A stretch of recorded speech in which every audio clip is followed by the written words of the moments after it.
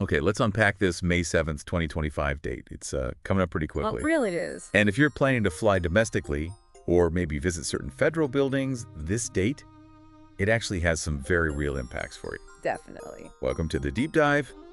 Today, we're really zeroing in on that May 7th, 2025 real ID deadline. Yeah, cutting through the noise. Exactly. Yeah. Our goal is simple. Make sure you understand what you practically need to do so you don't run into trouble trying to travel or get into certain federal places.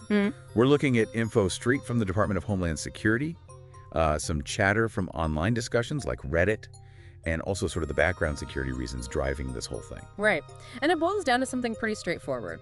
After May 7th, 2025, if you're 18 or older, getting through that TSA checkpoint for a flight within the U.S. Yeah. or entering certain federal facilities, you're likely going to need a real ID-compliant driver's license.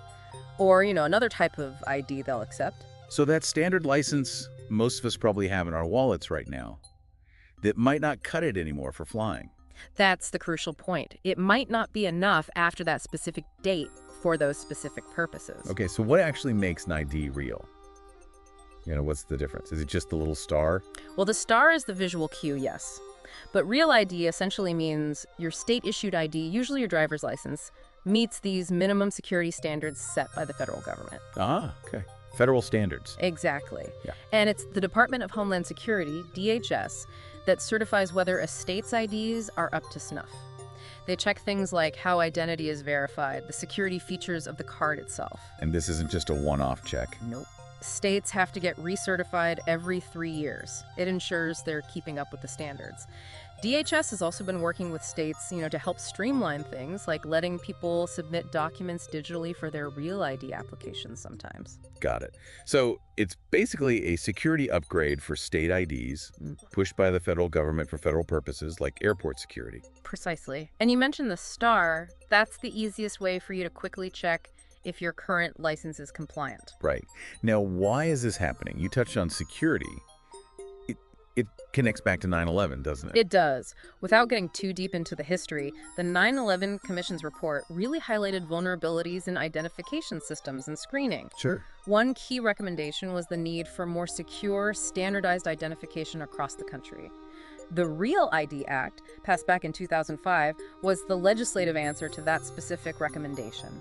It's about improving security for air travel and access to federal sites. So it's directly tied to making identification more reliable in those sensitive contexts. Makes sense.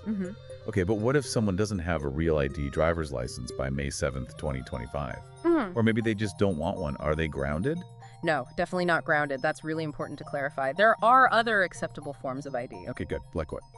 The big one is a valid U.S. passport. That's a federal document, always good for domestic flights. Right, a passport. And there's also the U.S. passport card. Oh, yeah, the card. Isn't that mostly for, like, driving to Canada or Mexico? It is often used for land and sea travel to those areas, yes. But crucially, TSA also accepts the U.S. passport card for domestic air travel. Interesting. So that's another solid option. Absolutely. That actually brings up something I saw tossed around online, on Reddit, I think. People were asking, well, if I have a passport, why bother with a real ID?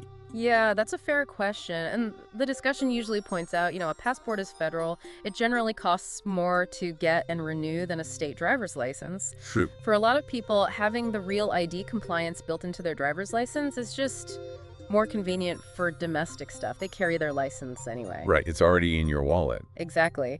And the passport card came up in those discussions too as maybe a cheaper, smaller alternative to carrying the full passport book just for flying domestically. So it's about options and convenience, really. You don't have to carry your passport everywhere domestically if you have a Real ID or even that passport card. Precisely. Pick what works best for you. Okay, now another thing from that Reddit thread. Someone mentioned having an advanced license that doesn't expire and claimed they wouldn't need a Real ID because of it. Is that a thing? You do hear about older types of licenses sometimes, but honestly, for the purposes of this federal deadline, May 7th, 2025, for TSA and federal facilities, you really need to stick to what DHS officially lists as acceptable. Which is the Real ID compliant license, or the passport, or passport card. Exactly. Relying on some other kind of state license, even if it has special features, is risky. It might not be recognized by TSA after the deadline hits. The safest bet is to have one of the explicitly approved IDs, Don't assume an exception applies. Err on the side of caution. Got it. So let's game this out. What actually happens, practically speaking, if someone shows up at the airport, say June 2025, with just their old standard driver's license? Well, the whole point of the Real ID Act's enforcement is to standardize things. Before the deadline, TSA might have had procedures for additional screening if you didn't have the preferred ID. All right, sometimes they get pulled aside. Yeah. But after May 7th, 2025, the rules are the rules. The expectation is you'll have compliant identification. Not having it means you risk significant delays, and potentially you could be denied entry through the security checkpoint. So you might not make your flight. That's the potential consequence, yes. Or be denied entry to that federal building. The idea is that the flexibility decreases significantly once enforcement begins. So getting the right ID beforehand avoids that whole stressful situation. Okay. Message received. So for people who decide, all right, I need to get a Real ID driver's license, what's generally involved? What documents do you typically need? Generally, for that first Real ID application, states need to verify who you are pretty thoroughly. Based on DHS guidelines and what people share online, you usually need to bring in original documents, like proof of identity, often a certified birth certificate, or maybe a valid passport. You'll need proof of your social security number, like your social security card, and then proof of address. Utility bill? Bank statement? Exactly. Usually 2 different documents showing your current residential address. Lease agreement, mortgage statement, things like that. Okay. And is that required every single time you renew? Not necessarily. DHS says if a state already meets the minimum standards for verifying documents, you might not need to bring all that stuff in again just for a renewal. But for the initial switch to Real ID, expect to gather those documents. And it's probably wise to check your specific state's DMV or equivalent website for their exact list, right? Right. Absolutely, because requirements can have slight variations, and sometimes you hit unexpected snags. There was an anecdote on Reddit about someone having trouble because their birth certificate was old and didn't list gender information in the way the current system expected. Oh, wow. Yeah, bureaucratic hurdles. It just highlights why you shouldn't wait until, like, April 2025 to start this process. Give yourself plenty of time. Good advice. And, while we're focused on flying in federal buildings, someone else online mentioned needing Real ID or a passport for something totally different, buying ammo in California. Yeah, I saw that too. It's an interesting side point. While our main focus here is the May 7th federal deadline for travel and facility access, Right. it does illustrate that the push for more secure standardized ID, like Real ID, might pop up in other areas too, especially where state or federal regulations require identity verification. It points to a broader trend, perhaps. Okay, so bringing this all together then. Yeah. What are the absolute key things people need to walk away with regarding Real ID enforcement? The number one thing, starting May 7th, 2025, that's the date.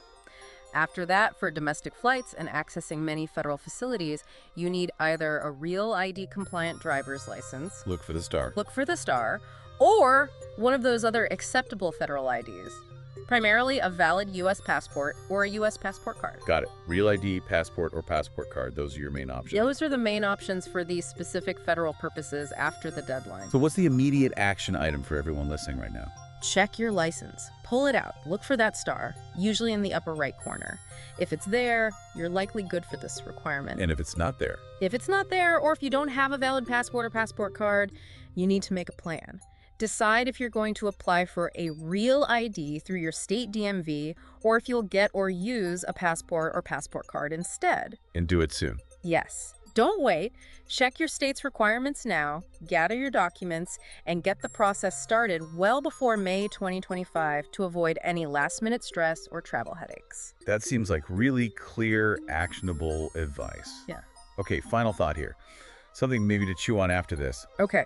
This whole Real ID situation, it kind of highlights this increasing role of secure, verifiable identification in more and more parts of our lives, doesn't it? It really does seem to be heading that way. So maybe it's worth thinking about, how this trend might continue, and definitely worth taking a few minutes to look up the specific Real ID rules and steps in your own state, even if you don't fly often. Just to be prepared. Good point. Better informed is better prepared. Exactly. Well, thanks for joining us for this deep dive. We really hope this cleared things up and gave you what you need to handle the upcoming Real ID changes.